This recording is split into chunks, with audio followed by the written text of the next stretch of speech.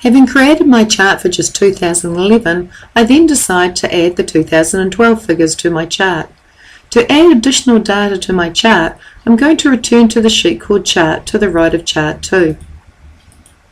I'd like to add the year 2012 figures to my chart, so I highlight just the figures for 2012, and that would be the range D1 to D4. I'd like to take a copy of this information, and I can copy this information in a variety of ways, but I'm going to choose to right-click and click Copy. I'll then return to Chart 2 at the bottom of my screen, and I'll press the key on my keyboard, Enter. And I've added 2012's figures to my chart.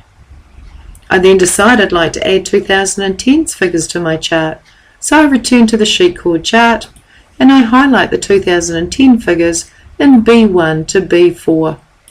With these cells selected, I'd like to take a copy of this data, and I'm going to right-click and then left-click Copy. I then return to my chart, Chart 2, and I press the key on my keyboard, Enter, and I've added another set of data to my chart.